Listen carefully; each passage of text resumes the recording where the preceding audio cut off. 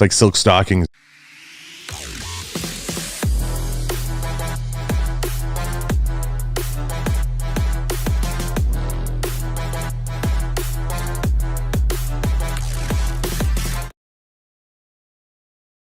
We're good?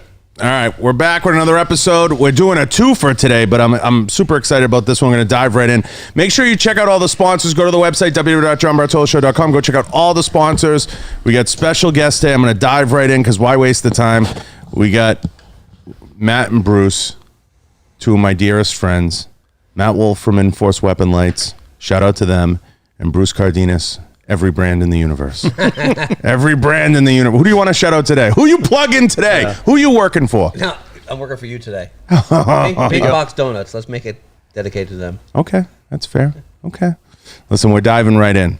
We talked about some really interesting stuff on the last podcast when we had Goldie on. I want to dive in with you guys real fast. We were talking about this. We watched the Von Dutch documentary on Hulu. We started to watch that. We were talking about some of this. I want to dive in. And I was talking to Brian earlier. Some of this is relevant. I want to get into brands and how companies begin to shape their marketing. But Brian touched on something interesting. Bruce, I want to ask you first, why is the disconnect, the chasm so far? And you've traveled around. You just went to the Big Daddy Unlimited shoot. Why is it so difficult for some brands to understand that type of marketing? What's the barrier? Probably a lot of old school thinking. People don't keep up with the times. I mean, you listen, the gun industry's got a lot of old timers, right? Mm-hmm. And I think maybe they're afraid to bring in some new, younger kids that are going to think outside the box and help them innovate and things like TikTok. Yeah, it's all foreign, right? It's foreign, but that's the future, and that's where it's going. So you have to adapt and adjust. What do you think it is? You think it's a manpower issue at that level? You think it's what's the issue?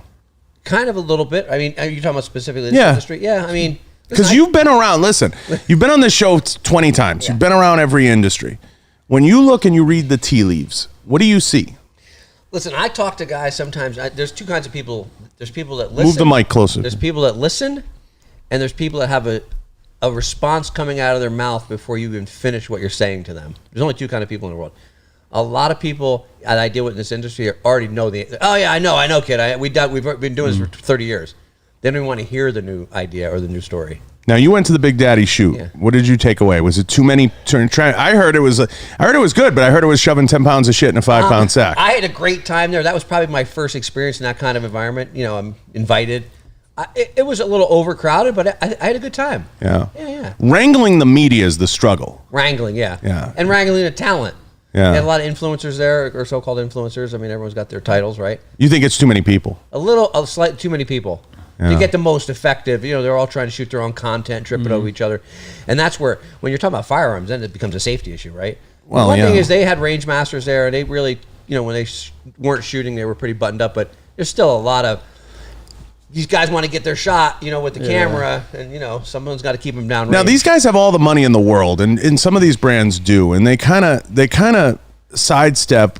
We watched the Von Dutch thing, and the reason I brought it up is they were we opened a store and people walked in and we let them take whatever they want. They built a brand around some of the things that we understand, which is the power of giving and doing for people, and they do back.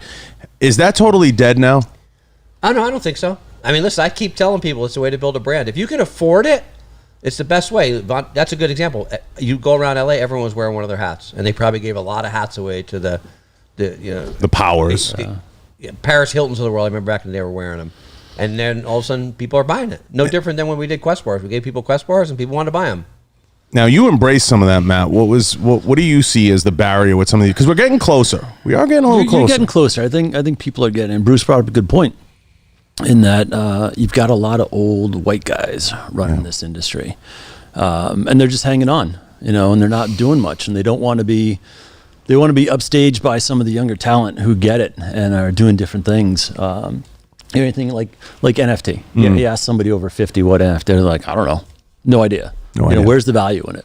The scary thing, I think, is the lack of desire to want to learn, you guys. I think that's part of it. I mean, that's what scares me, Bruce. Coming back to your answer of I already know the answer, been doing this for 30 years. There's just an unwillingness to learn. At some point, you have to look at crypto and say, hey, I got to put a few bucks in this, right? Why not take a flyer? Why not? Right. So what? Can't hurt. Yeah. And if you could sit down would any of these brands, it doesn't have to be Big Daddy, you were just there and I'm just bringing that up as an example, but if you could sit down with one of these brands, Bruce, I'd be curious what your answer is. What would you like to see come in that could affect a lot of change in the industry? Because you've watched SHOT Show, you've been around now, and you've been in here a lot. What would you suggest? I think no matter how big you are, you always have to be recreating and re-innovating yourself, your brand.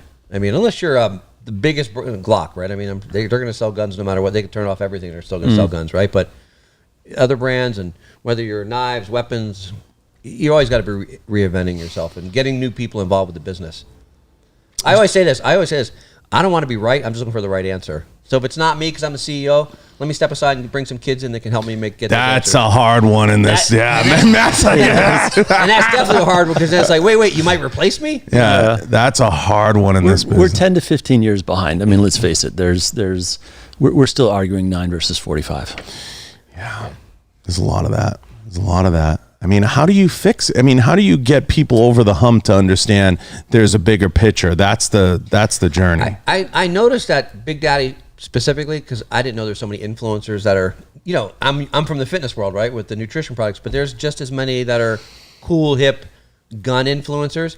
They need more of that and get exposure to those people. They're young. They're 20-year-old, fast draw shooters and very attractive men and women that are all fit, that are also gun people. So they really need to exploit that. Yeah, and what scares me about it, though, is when you go in the fitness world, Bruce, they're very quick to take good care of you. There's a lot of brands that take good care of you, especially on the way in.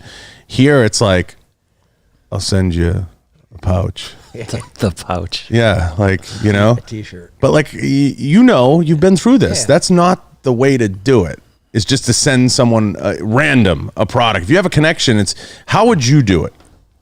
If I had a brand, depending on your budget, I'd rather have less people as part of that, let's call it that nucleus program, and treat them better. Like, they're going to be like, I'm this company 24/7. Look, we're breeding it. I'm breathing it. I'm wearing it. I carry it. Well, they sent me a new 9mm and maximize that mileage.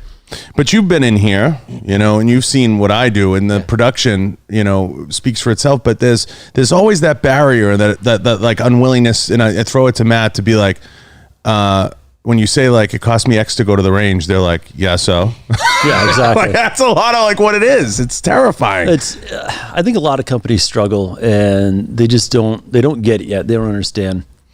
And to say, hey, well, I need a budget. We talked about this ad nauseum, right? What am I going to get out of it? Well, you say, give me the budget and come back to me in 12 to 18 months and I'll have, exactly what you need. I'll show you why. Like Bruce said, you're better off with quality instead of quantity. A lot of the companies just want to throw product to everybody. And like Goldie said, it just do what you want. And then they say, well, that's not what I want. You didn't do the video. You didn't do the commercial. Yeah. Well, it's like, you got to tell me. And you want people to live that brand. You want them to say, I want that lifestyle. Yeah. Brand's everything. Brand. Look at like Von Dutch. It got saturated and it turned to shit. Yeah, very logo driven. Bruce, I want to throw this at you too. You've been walked around enough of this business to see enough. You've seen SHOT Show and you've planned countless events. Yeah. What would you do to change it? Woo. Good luck. You're an outsider. You can speak freely. Yeah. SHOT Show is a lot. So I thought I'd been to a lot of places, right? I've been to FIBO in Germany and the Arnold Olympia. When I went to SHOT Show, I was like, this is like that on steroids. I think funny coming from that world. We walked for 3 days, and I don't think we ever made it to the final hall. It's the yellow brick road. A little too much, maybe, for just to take in. But I get it. It's an industry event. But I'd almost maybe make it a little smaller, more quality again. But do you think the upstairs needs to matter? You think you need to have that type of like round table atmosphere? I don't. I'm not an authority, and I think it's important, but I don't know if it's the end. I don't know. Be it end all. Maybe not. Now, let's change gears because I want to get off that tip. Now, we'll come back to it because I got to kind of stay away from SHOT Show and the NSSF and all that and NRA. But the big question is... I want to be invited again, so I don't... Yeah, no. So now the big thing has been, since we've last done a podcast, is the Rittenhouse ruling. And you posted a few stories about that. Did it surprise you, the ruling? I was on the edge of my seat. Yeah? You thought it would go the other way? You never know. But At the end of the day, I sum it up this way. He shouldn't have been out there, 17-year-old kid with a firearm. Yeah, that's what I said. But it was pretty compelling when you heard him, like, after Tucker's interview, and very articulate. But he's 18 now. Yeah. Pretty squared away.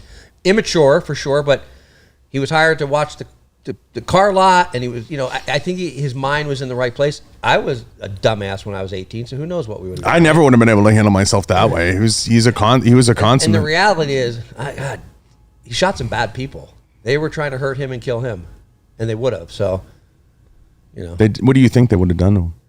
I mean, the one guy told him an hour before, I guess, if I see you again on the street, I'm going to shoot you. Yeah. And they were both armed.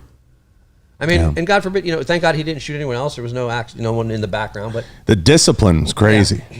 I mean, for a 17-year-old. I mean, Matt, you look luck involved in that too. Yeah, things went his way. Yeah, for sure. The weather was one small thing, one small detail that was changed, it would have been disastrous, or more disastrous than it already was. Now, do you think, Matt, the gun industry will exploit the shit out of him, or try to? Some have already.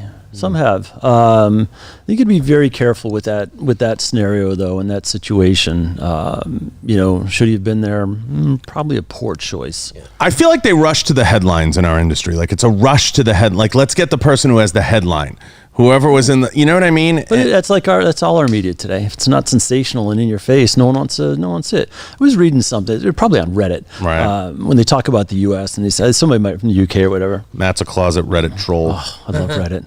And they said, "Is the U.S. as bad as it seems?" on Reddit, and someone brought up a good point. And they said the U.S. media just blows up every little thing. So if there was a shooting in pick whatever country XYZ. It wouldn't make the news anywhere out of that country. But everyone watches the U.S. and it's like, Jesus Christ, what's going on there? It's like a war zone. It's really not. Yeah, it is wild, and I think it partly has to do with media dying in this country. I think there's that component. And do you see, Bruce? I mean, mainstream media. Who's watching it, right? Like, who's watching CNN at this point? With that lunatic now gone, the one that was a groper, and he's leaving, and you got Don Lemon. Like, who's watching that stuff? Airports? I don't know. No one's left. Airports. I see they're looking at Don now. I think he released some information. They said yesterday. Yeah, he was the story was. Let me tell the story. The story was he reached in his pants, he grabbed his shit, and he stuck his hand under someone's nose, or he wiped the guy's face with like his junk or something. The Hamptons, wasn't it? And it's crazy to me how with a straight face they sit there and they're like, it's cool, like, you know what I mean?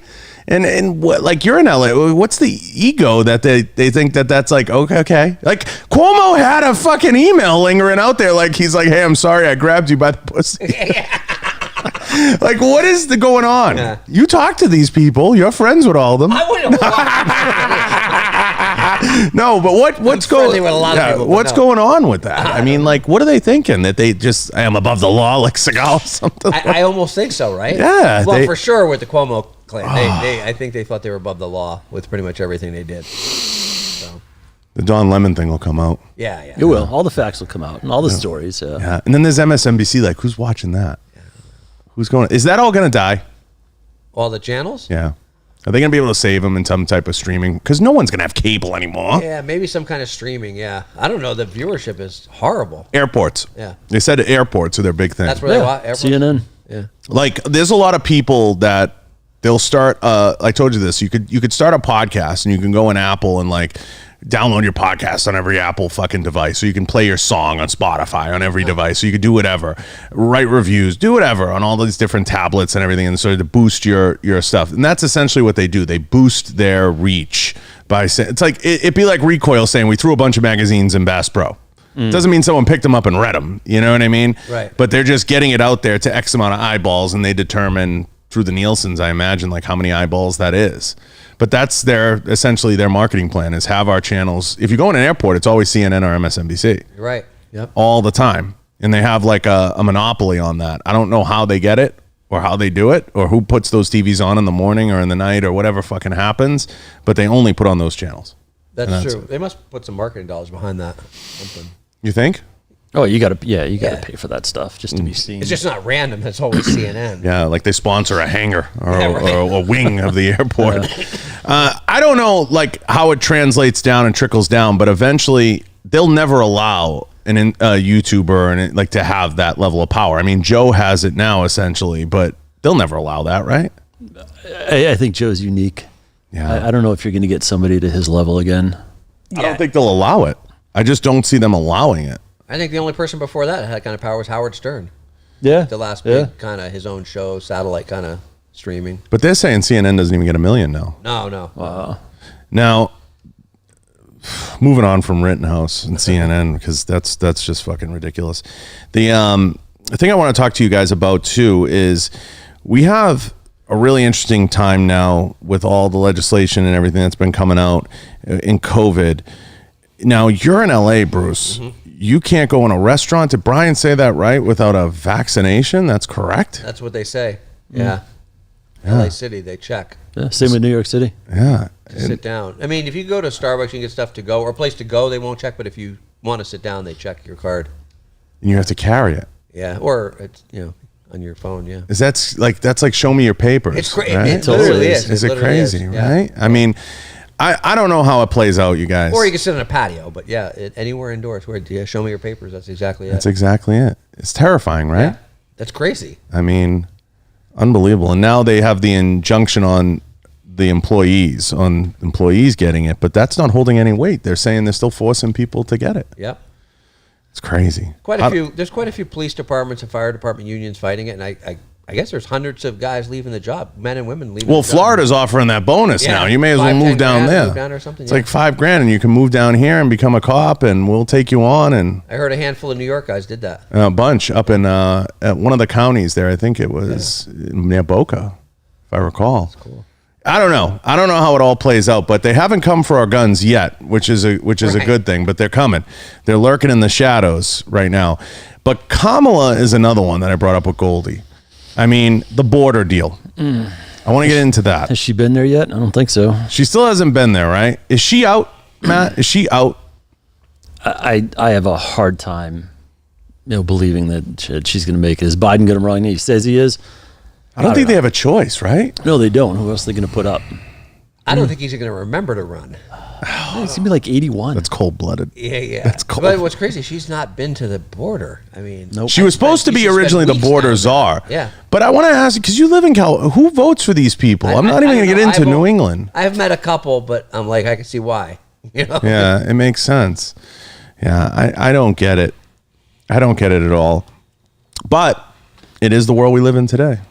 Yeah. It's the world we live in today. Is there a way out of it? I don't know. Does shows ever get back to normal? I asked both of you this because you both have does shows ever get back to normal? Do we ever see normal shows, Matt?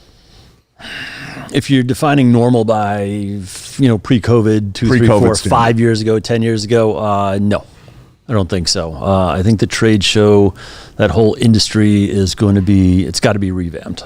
They're not efficient. They're not effective. You're seeing more and more companies drop out of these types of shows. Big companies dropping out of big shows. And, they say have a lot of eyeballs. It's monetarily, it's not worth it. I agree. The juice isn't there. We pulled out a SHOT Show. Every company is going to be different. We have our own reasons why. SIG had pulled out for various reasons. I know Valquartson. Vortex. Yeah, Vortex. Big and small companies. Yeah. And the fact that they're selling space in Caesars, like I said, who's going there? Who's getting on the monorail and leaving? It's just a bad model, right? Listen, they're selling space. Why are they selling space over there, though? What, ran out of room? Because the model is, we'll sell you real estate we don't own to big space you don't need because we can get you foot traffic. That's essentially the model. And we can create interaction for you. But what they're not embracing is that interaction in that you don't need to have a city booth. And they're on a kamikaze path. Now, outside of the gun industry, but even in fitness, do you see shows because fitness has been whacked with this. Yeah. Do you see shows coming back in any space? So I was just at the San Diego Fit Expo. Right. Which is it was a decent turnout, believe it or not. And you had to have a vax card or they would test you at the door, like a rapid test. It was decent. It wasn't back to normal, but it was decent. So. Oh, who knows? I think we're looking at a different approach, and like anything, it's quality over quantity. Smaller regional shows, they're better.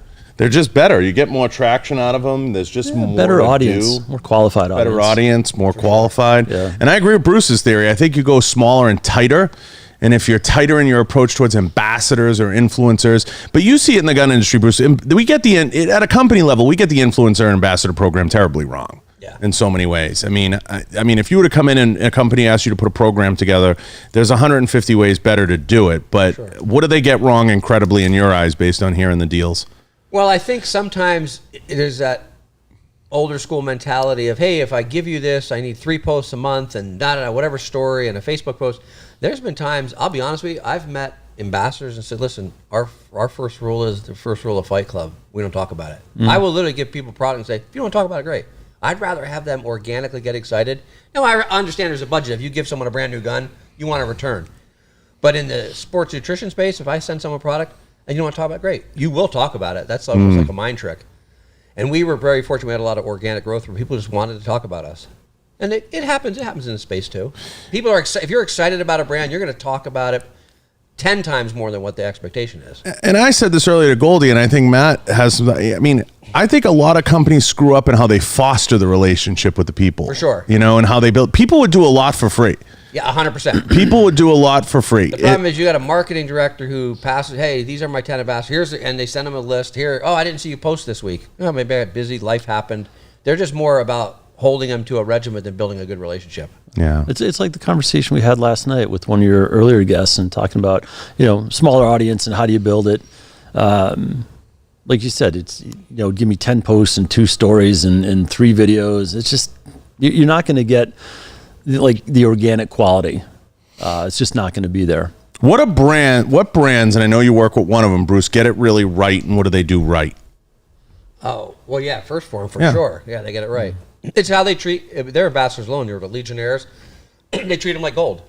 When they have an event, they bring them all in, they put them up first class. It's really done right. I mean, even getting a room in this business is like...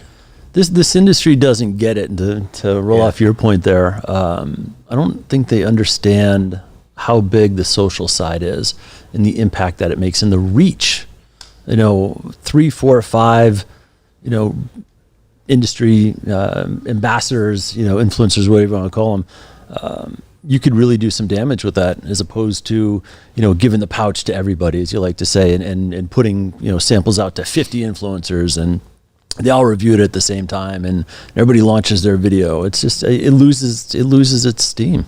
And we know this isn't stopping, Bruce. Like, that's the whole thing. We know it's not. It's going full steam ahead. So why do you think the reluctance gets created? Is it because the over 60 guys that just can't get it? That like an NFT is like a spaceship. I mean, what is it? I sometimes say it's the path of least resistance.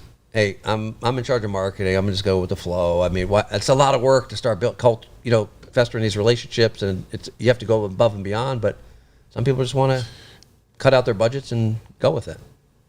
Does it surprise you? Sometimes. Sometimes, right? For sure. I mean, does it Especially surprise? when I give people feedback. Hey, this maybe. Does it surprise you what, like the UFC event we just did, and you get companies that are like, what? Like. Yeah, there was a couple people that didn't get it or didn't maximize even the relationships are there. That's a perfect example. The fighters were hanging out, having a good time, relaxing, talking to everyone. And it's a great time to do business. Yeah, or develop lifelong relationships. That's all it is. You were a part of that, Matt. Does it blow your mind that companies sometimes just don't get it? In those situations, I'm talking about like we're sitting there and like Valentina walks by. Like I called a major gun company and I said, hey, she wants to talk to somebody. And they were like, Who is this? Yeah. Does that blow your mind? It blows my mind. A lot of these guys, a lot of marketing directors, I think they're on cruise control. I think it's ego. They're riding it out. Yeah. And it could be. Listen, they're used to buying ads.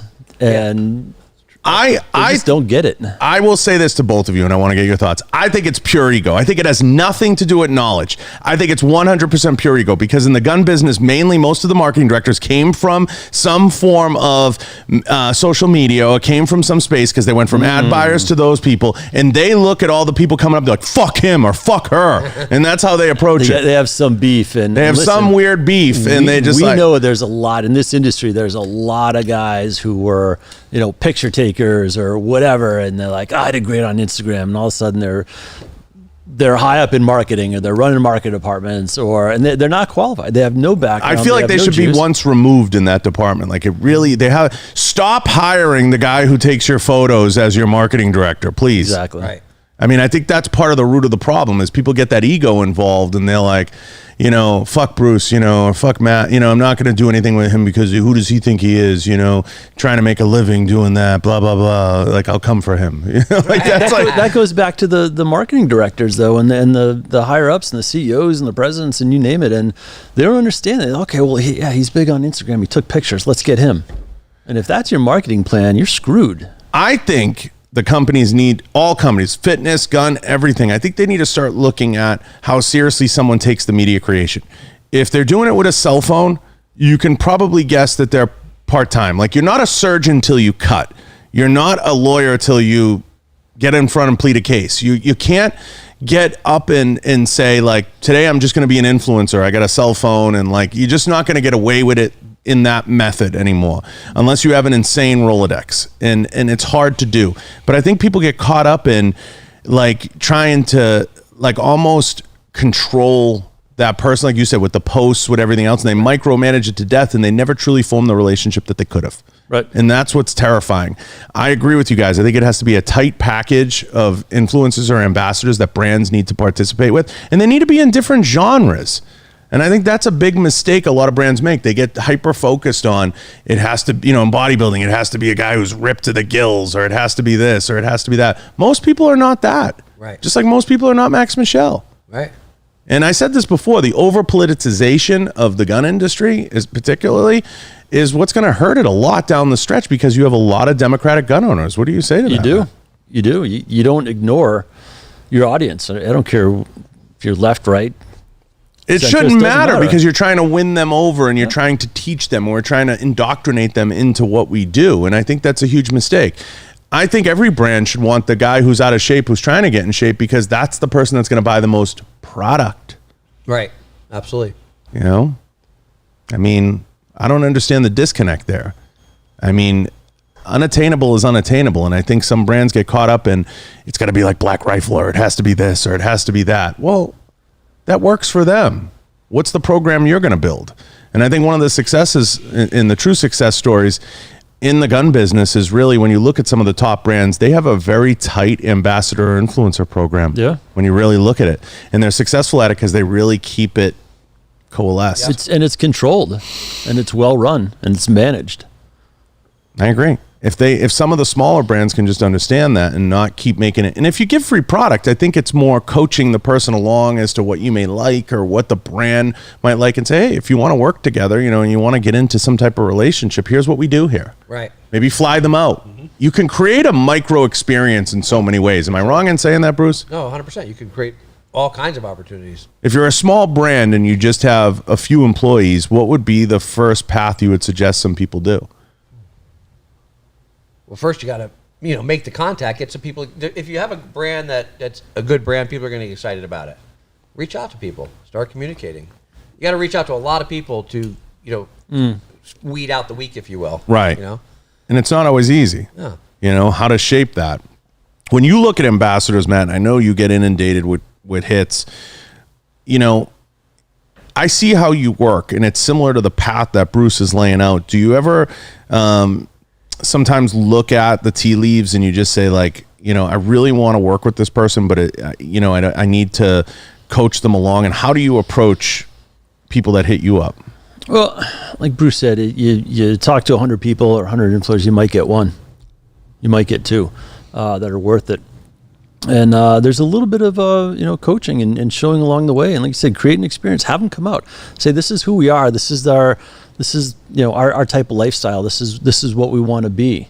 And if you want to be a part of that, awesome, come on board. I want to ask you, Bruce, because you do some police work, if you will, and you've been around. Why are companies so eager, especially in this industry, to put themselves in a box and say, we just want to be with Leo Mill, we talk with the SEALs, these glasses are worn by fucking a ninja. Why? Because you're not like that. No. I mean, I think maybe it lends credibility, but you also do narrow your market and who you're exposed to. Listen, I always say this: I want soccer mommy Susie just as much as I want the trained SEAL killer. You know, trained SEAL, the door gunner. No. I mean, why not? Yeah, and just same thing in many fitness. Women that go to the range and maybe they're a weekend warrior kind of thing. Yeah, I want them all wearing our stuff. What do you think, Matt?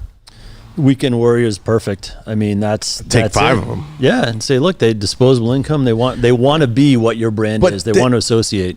But you guys, there's that undercurrent in the industry. If like you work with somebody like that it's like it's wrong. Like they're not hardcore enough. Yeah, right. You're not hard enough. You're not a real man. I want to find the guy that everyone's posting about now that does the.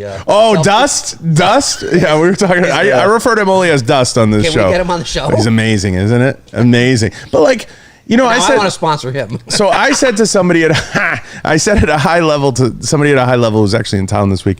I said, who cares? Who's paying him money? He's not in any video with any students. I don't think he has a student. Yeah. Who's signing up for that and giving that guy money? You know what I'm saying? It's comical.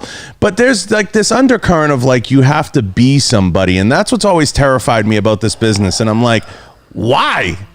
But you don't. The money's green, right? Yeah. Cash the check. Listen, there's 9 million new gun owners last year, right? First-time gun owners. That's a huge audience. And we've all done martial arts. In so many other areas, everybody's so much more welcoming and inviting. In our industry, it's literally like, and just say this, Bruce. It's literally like if you're not ninja enough, you can't be in. I don't understand it. I don't get where it's going. I don't understand the end game of that and why that happens sometimes, because it doesn't make any sense to me. And I want to just ask you, Bruce, like, do you ever sometimes want to shake an owner?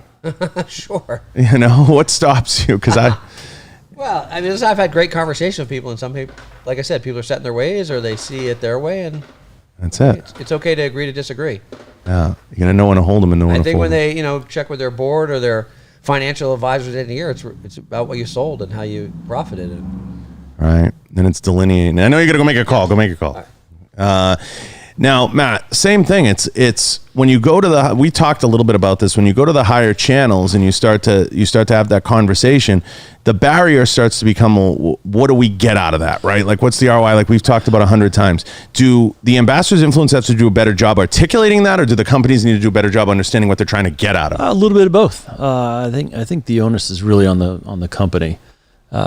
You can't just throw out product and expect to get good results. Yeah, I think that's a terrible approach, and I think brands should. But that's most of what it is right now, yeah. And that's why you see, people jumping from brand to brand to brand to brand to brand, and then they lose their credibility.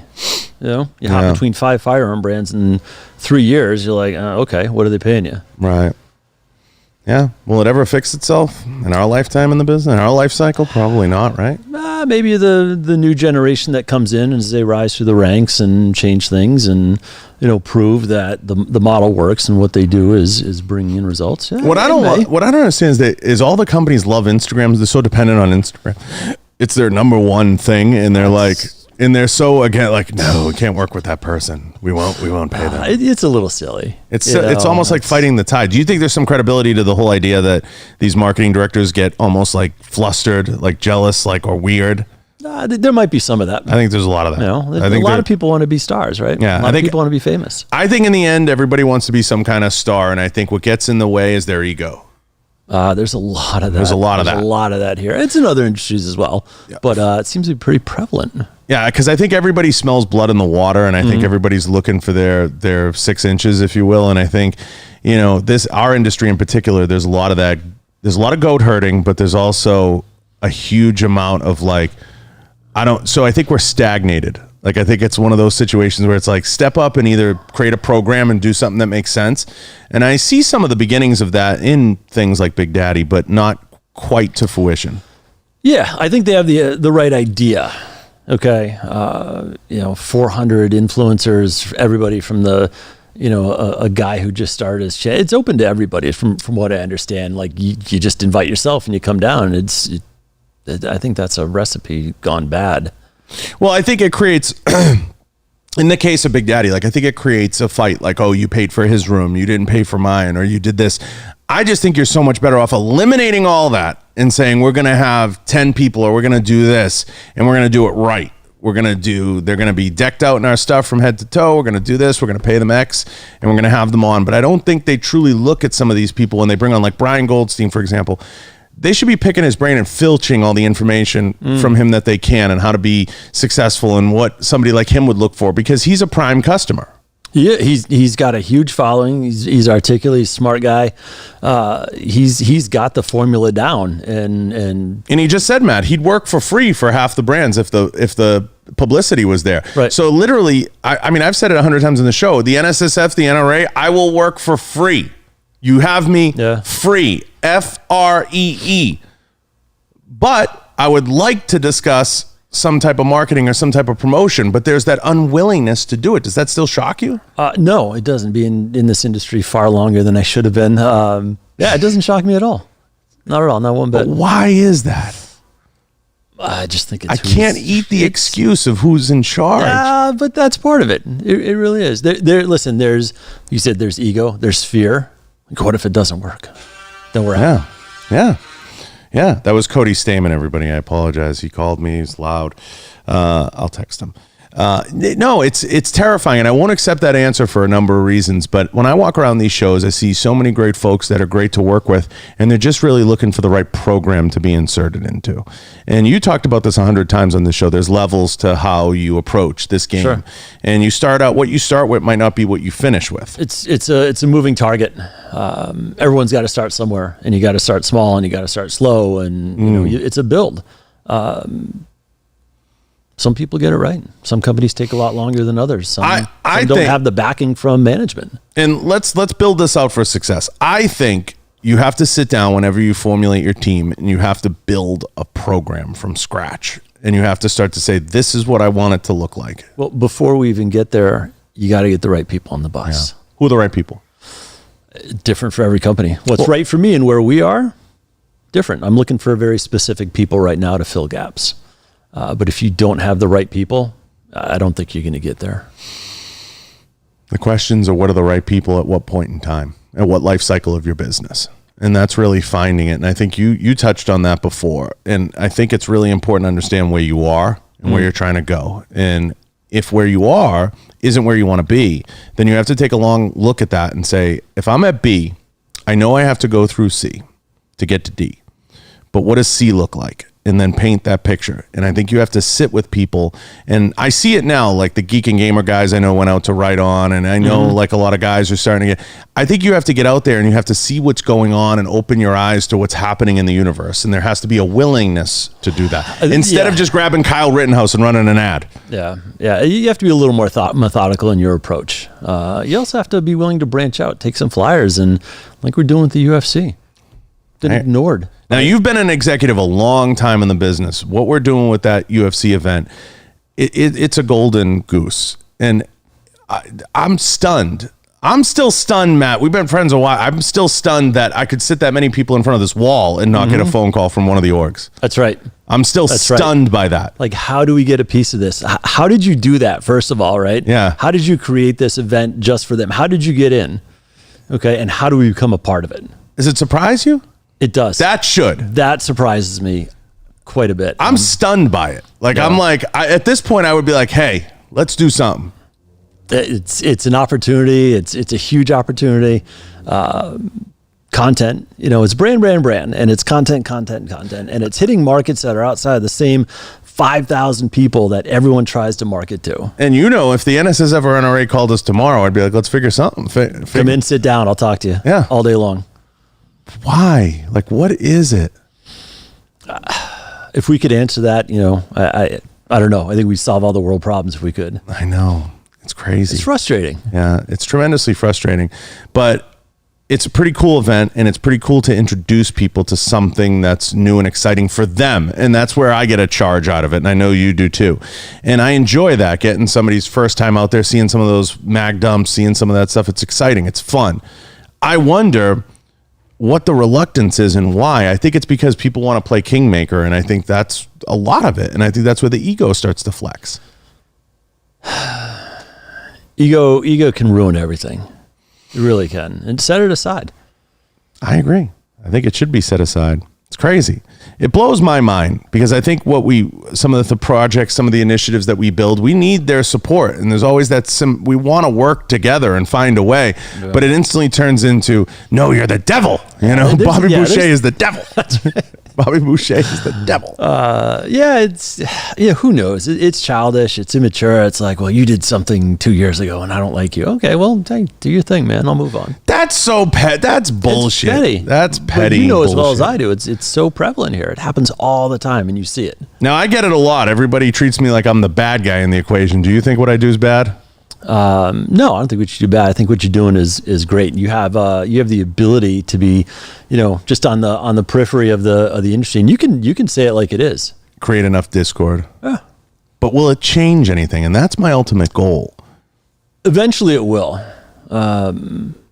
I think people are going to open up their eyes and kind of see that, God, the way we've been doing things just isn't working anymore. It's crazy. It's absolutely crazy. It's tough to think about. It's a lot.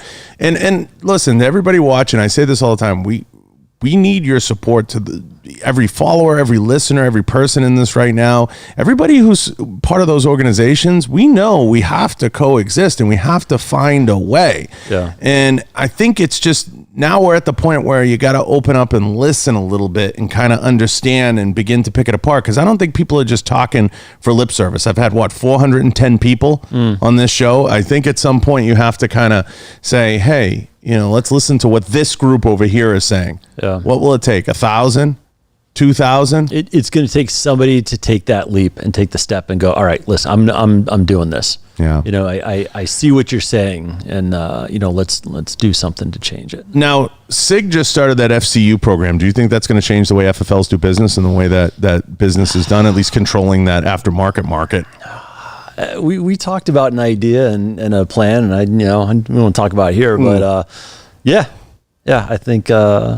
I think that's a pretty slick way to do it. Well, they announced it. It's hot. I mean, it's happening. It's the website's available now. They're selling the trigger as the serialized item that you order from your FFL, but you can build the gun however you want. Any way you want it, yeah. And I see that interactive experience, and it gets me giddy because I think that's where it needs to go. But they're smart. They're getting people to their page. They're keeping them there. They're helping their SEO. They're letting their customer choose instead of being force fed a model. Do you think some of the stuff they're doing with building the experience center and everything will put them light years ahead of everybody? They already are. I think so too. Who else is doing that? Nobody. No one, huh? Is anyone close? Springfield could probably pull something like that off. Yeah, well, they did that kind of. They did a good Hellcat launch, and even before that, I think it's when they launched the Saint. They had like Alex Zedra on there, and they had 10 people, like a Survivor type. I don't know. I didn't watch it, but yeah. They did it. They invested heavily. Is that the Corleone Noir where he won his own contest? That was a fucking joke. He won his own contest. Yeah. I mean, I see Springfield as someone that's on the cusp. You know who could do it? FN. FN could do magic. They could. They could do magic. Yep. They could be magical. It's a matter of spending the money, and they've had a marketing director job that's been open for like 6 years, so 16 years maybe. Have you posted about that yet? No, because they took it down. So I on LinkedIn, I'm an animal. You get a little wild. I get wild on LinkedIn. It's like you'd think I've been drinking or something. But I don't see LinkedIn. To me was always a funny thing because it's just like people put their resume, so it's like it's easy to be. You're on LinkedIn if you're looking for a job. I go on there to have fun. So I think people are like, no one at this point is going to hire me because they think my LinkedIn's spectacular. I'm not expecting. No, they're going to look at it and go, oh God, no. If I wasn't good at it, I don't think they'd hire me anyway. So I got to be kind of good at it. I'd rather be good at media and suck at LinkedIn or something. Yeah, exactly. But I just see it as, I would love to. I wish LinkedIn would be more crazy. It'd be a lot. It's fun. It's pretty subdued. Everybody I love that everybody watches, but nobody says anything. That's right. Something will have like 9 million views, 10 likes, and somebody will post something wild, be like, "This isn't Facebook." Yeah. Oh yeah. I see that a lot. It's funny. Now, there's a lot of consulting. I want to ask you this. There's a lot of consulting in the gun business, and there's a lot of people that go around and offer consulting services.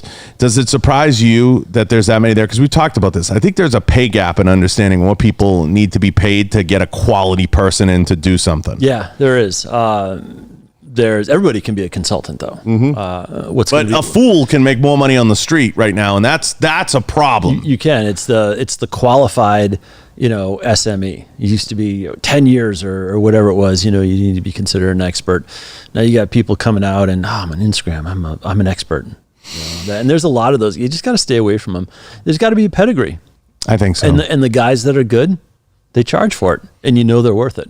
Or girls. But there's a lot that charge a lot and don't do anything. Some of those. There's a few of those. Yeah. But I think you have to charge a fair wage. If you're going to be a salaried employee, I think that there's a gap in understanding of what quality costs. I think that's a fair statement.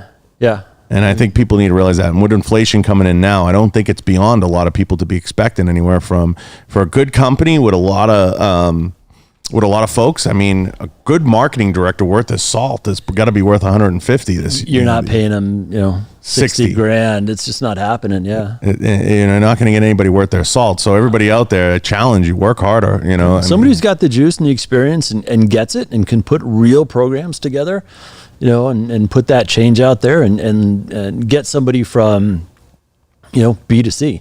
And you have to, D, and it's going to cost you. Yeah. And I think the mistake a lot of brands make is they're like, but you don't, it's the same thing. It's the same recycle, but you don't get it. He was a SEAL. Yeah. I want to talk about who they're connected to. I want to see what industries they can get me in. Where can they blaze a different path? Can they do something different? Open up a new channel. Get me out of traditional firearm, channel. Once you're built in that space, stop dancing in it forever. Like, be everywhere. Try to get in as many spaces. Diversify. Move on. You have to. And I think there's a reluctance to do that for a number of reasons. I don't know why that is. That could be a whole podcast. It could. But we're trying to do that now. It's like the UFC thing. But the UFC, is the UFC a far leap? I don't think it is. Not at all. Not one bit. I mean, I don't think there's a person at this point not doing combatives on the range in some way, shape, or form. And their title champion, Valentina's a shooter. Yeah. So I don't think it's a far departure at all, but you still get brands. They're like, hey, I don't want to. They don't see it. They're afraid to take a chance. And I hate these letters. What's my ROI? Just stop with that. Well, I think people have to start to think about value too. And I think, when you look back, like, I love movies. So you look at stuff like very low budget that makes a lot of money. What can you do to affect a greater change, and how can you do that on a reasonable budget with a reasonable expectation? And I think that's where brands don't understand how long it takes to build out the proper program. Like, I think looking back on this, what I built here, I think 100 people would say, I wish I could have done this in a brand or could have done. Yeah, but how long did it take you? This didn't happen 18 overnight. months, yeah. Right? But that's the gestation period. And brands are so quick to say, oh, we did a year with this guy, or we did a year, and they're so quick to. And it didn't work after 8 months. Yeah. Anything that's going to work is going to be 12 to 18 months. Does it surprise you how many people get hired without actually having? First of all, let's just leave it there. Does it surprise you though how many? I'm shocked at the amount of people that get hired, and I'm like, hey, what did they present? Like, what was their plan? You know what I mean? And they're like, what do you mean? That's stunning to me. Yeah. What was their marketing plan? It's stunning. Yeah. Like, I think if you hire any director, I'm like, all right, maybe you don't want to give your soup away in the interviews, but like, you give maybe this is what I think, this is what I see. Give a little nugget or two. Give a and nugget. They'd be like, this guy knows what he's talking about. And then you would say something like, hey, can you put a plan? I would say, give me 90 days. Let me put something together. Let me get my legs around the place a little bit, and then I'll put something together. And I'd love to sit with everybody. And then you can build something, but it's amazing how many people don't do that. It's nuts. It is. Is it because the owners don't know to do that? They may not know. Again, who knows? I think there's going to be 100 different reasons why. It's terrifying. There's fear. Who knows? It's terrifying. Like, I look back and I think there's huge value. Like, you can make a good movie inexpensively. Sure. And you can release it and you can make a ton of money. And we've seen that 100 times. But for some reason, brands don't understand how to develop value. And you develop value by taking something inexpensive, getting something more expensive, and parlaying that into the next thing. And if you can take a paperclip and we were talking about this before, trade it up to a boat, right? You can create supreme value. If you can walk in a company as a director or as an ops guy, and you can put $100,000 into a brand just by your relationships, I think people have to understand that there's more to it than I'm sending out a newsletter. It's like buying print ads. And a newsletter is great. I think it's a good part. It's one little piece. You got to have a whole package. You got to have, 5, 6, 7, 8, 9, 10 things going out. Now, we talk frequently, so I'm being very candid. There's a lot that rides on the next year in the gun business. What do you think its biggest challenges, and where do you think it's going to go? Gosh. I think it's converting the new gun owners. Well, it is. And not politicizing the gun industry. That's never going to happen. It's always going to be political. The best thing that can happen in this gun industry is the midterms. We're dangerously close to having a big mess on our hands. Do you think it'll slow down, or we're reaching what the new normal in manufacturing is? Listen, the NICS checks over Black Friday were insane. NICS check through November were insane. Through the year, they're just up through the roof. Right. It's not stopping. Yeah. Well, the gun industry is not going away. It's only getting stronger. But the politics and the laws and your elected officials are, how do we win these new gun? What's the path? I don't know. I don't have the answer. I have a theory, but I mean, marketing wise and getting into them, I think you got to depoliticize some of the events. And I know it won't happen, but how do you let them in without saying you voted Democrat, fuck you, even though you own a gun? Because I think it's about the Second Amendment. It's not about politics. And do they go? Who cares? I don't care if you're the most left-leaning progressive. The idea is to have everybody carry a gun. Yeah, why not? You should. Everybody should. Get rid of licenses. Get rid of permits. Every state's different. I have to carry like 7 different permits. I know how to fix I'm okay with having a CCW permit. Okay. Yeah. I'm okay with the permit process, but I think it should be a permit process just like a driver's license. It should work everywhere. Yep. If you're man enough to step up and go and get the CCW, my theory is this: just like a driver's license, you should be able to, and I know I've taken criticism for this, but you should be able to add on the machine gun permit. Like those should be add-ons, like a D and an M and an A class, right? Am I fucking that all up? It's why? Why do I have to? Why am I limited? Who says I can't? Because I'm a big fan of the instructors making money, and I want to feed the instructor community. So I think yes, you should have 50 states constitutional carry, right? But if you want to have a CCW, you take the ask is you take a class. So and I like that because it pays my friends. So, well, yeah, but listen. And you support that community too. And it's okay, if that's the barrier and it's not too political, it's not about a political thing, it's a driver's license. Not at all. It's like taking a permit test. There's some scary people who can just walk in and buy guns. Like, Jesus Christ, you're not, you should not. Get some training, get some education, and, don't stick it in your pants. There's some safety reasons. Some Mexican carry. There's some safety reasons for sure. But I think the permitting process should just be like a driver's license. Yeah, listen, take a test. Make sure you're not a complete.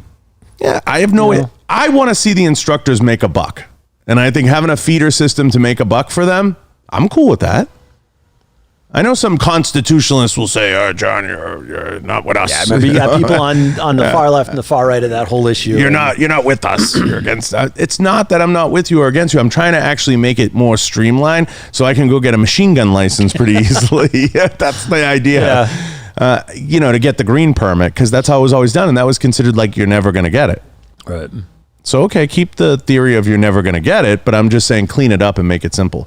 I think we need to push in midterms, and I want to get your thoughts on it for reciprocity. I think that's always been the move. Reciprocity should be I can drive in every state, right? You can drive internationally with a piece of paper that says, okay, yeah, you can drive internationally. The restrictions are, I don't believe in it. I don't think it's a good idea. Why? My state, Rhode Island, there's no NFA allowed. Absolutely none. And it's just the Attorney General has the ability, stroke of a pen, to say, yes, I'll authorize it. But they don't. It's from, 45 years ago, something like 1975. It's none. And you're never going to see it. You talked to Mark about that, right? NSSF? Olivia? We did. Yeah, we talked a little bit about it and how do we do that and with the lobbyist. And you're going to have to sue the AG. Yeah. That's it. It's the only way to do it. And you probably won't be successful. You're going to spend a boatload of money, too. You'll do it, but they'll run you out of town. They will. They'll get you out of here. They'll cancel my permit. They'll cancel you. They'll come for you. Give us your wallet. That's it. They'll tax you back to the Stone Age. They will. They absolutely will. Now, before we wrap, I know go long here, but the industry is going to be interesting. How things play out is going to be interesting. What do you think the next year brings this business in the short run? And do you think this new normal of manufacturing and production is going to affect and reshape this industry? I think a lot of the lower players are going to be weeded out in the next 18 months, and this inflation is going to affect that. Yeah, for sure. If you're a small ammo provider, you can't even get the freaking components. You know what I mean? Can't get primers, right? So what happens? You might be right. The smaller manufacturers may just fade away. They can't get the pieces of parts, or they don't have the brand, or they don't have the dollars. They're not further along enough to be known. I mean, listen, the big guys, the Daniel Defense, everyone knows who they are. But you may not know the boutique rifle manufacturer that's got a killer product and something that's decent and new, and they're not going to make it. Unfortunately, the small custom ammo manufacturer, they not make. Is there a danger to some brands running so far behind and being able to get stuff out on the street? Yeah. You'll cease to exist. It's huge. That's a potential. Yeah, I think some of the bigger ones are going to be in trouble. They have to make sure they keep their product coming and keep. Yeah, or what happens in 12, 18 months that they're sitting on so much inventory. And the gun sales are down because you're regulated out of firearms. What happens to all the 80%? Will ammo come down in price? God, well, it has already. I mean, we do a lot of testing on 40 caliber. We're paying like 70 cents a round. You're down to like 35 cents. That's insane. Anyway, still, though, to us, that's still insane. Yeah, but it's all come down. I saw a picture, $60 a box for 9. I thought the store was smoking the evidence. I was like, oh my God, $60 for a box of Federal. That's insane. I can't even blame Federal for that. I can't. Oh yeah. That's insane. Wait, was it like FMJ or? No, it's like, it was like a gold box of Federal. Like not like the cheapest rung, but $60. That's I listen, I have some guns that are crazy calibers and it's several dollars a round right now. That's $1,200 a case. Yeah, that insane. Hurts. That's insane. Are they trying to price us out? No, listen, supply demand, right? I have it, you want it, you're going to pay. I do think they're trying to re-regulate the market because they know they can make it. They can make the money either way. People are going to buy bullets. Yeah, you're never going to stop. It's guns, germs, and steel. They're going to buy bullets. Yeah. I mean, that's what I see. Now, I know I'm throwing these questions at you rapid fire, but they're good answers and they're good questions. I think that we're going towards a very, very interesting space, but I do think some of the smaller players are going to struggle to get product, particularly again in soft goods. It's going to be a hard one because of where it all comes from. That's a hard space already. You kidding me? I would not want to be in that game. They can't even get hats right now. Brands sitting offshore. And if that doesn't sort itself out, it's going to be hard. But in the soft goods game, we see brands. We talked about this. We talked about SIG. 511 just gets it right? Like in terms of how they like that website. I was on it the other night. I was like, unreal what they've done. It's great. I thought it was the Wish book. I thought it was the Spiegel catalog. I was about to buy some shit. I was like, I didn't want to buy anything, but I was about to. I might go to the store today just because the website was so cool. I mean, it's very interactive. You feel like you're a part of it. They do a great job. There's video, there's content. You want to stay there. You want to check out the next product. You want to see, God, what new bag is that? Yeah. They do a very good job. An amazing job. Now, government contracts are definitely going to slow down in so many ways because of everything that's gone on. Do you see the industry moving more towards that PPE direction like we talked about before? And that's something that I still think is lurking out there because I think people are going to look for ways to find money. And they're still going to find money in masks, PPE equipment. There'll be a medical tent somewhere at SHOT Show with a fucking body bag you can jump in. You know it's coming. You both know it's coming. Listen, there's opportunists everywhere. Yeah. It's a hermetically sealed bag. You get in it and you're sterilized in 30 seconds. Who knows what happens with COVID? And I'm waiting for ultraviolet lights to show up at the show. I'm serious now. You see that playing into doused with UV light before you can enter, right? I'm serious. You see that coming though. A lot of stuff's I think getting out of hand. Like you have to show your vaccine card. Get out of here. I'm not going to. But I think it's going to come into this industry in some way. And I what'll be interesting is what's going to happen at SHOT Show? I mean, you hear rumor after rumor after rumor, and who knows? But are they only going to let 500 people in at a time? Well, the interesting language that the venues use is they reserve the right to cap the attendance, and that's a dangerous. Yeah, I mean, I'm getting the stink eye from the corner. I mean, that's a dangerous thing, and I think people don't understand that. So, if you're spending all that money, I just don't see. And I'm just saying this. I'm not saying anything else. It doesn't matter what the show is. I just don't see a lot of people doing the spend to come to the show. That's going to be the issue. Gas is through the roof. Let me go to one point earlier about if they cap it, are they being safe? Are they looking out for the attendees, and being smart about it and worrying about health and because the last thing they want is a COVID outbreak at SHOT Show. I'm going to walk around in a hazmat suit. If you need to find, I'm going to Home Depot and I'm getting one of them painter suits, so I'm easy to find. Yeah, I'm going to get a tie. I'll sweat my there's Bartolo. Yeah, I'll sweat my balls off in that thing though. But I would do it with like a gas mask and just walk around and be like, I'm here for the meeting. Yeah, I'm here for the meetup. I'm here for my pouch. I'm here for the pouch. I'm here for the free pouch. Take my booth. That's what they should. I'm gonna do a booth that's gonna say, take my booth. That's it. I don't know how it all plays out, but it all plays. It's gonna be interesting. Yeah, it'll be fun. Be a ride. Where are you at next? You're back out here for SHOT. Yeah. You gonna come to SCI? You gonna come a day early? I might go check it out. I've never been there. Well, listen, everybody. He's the king of lights. If you need to light up your life, you call this guy. Go to Inforce Weapon Lights. He keeps the lights on in here. Be nice to Matt.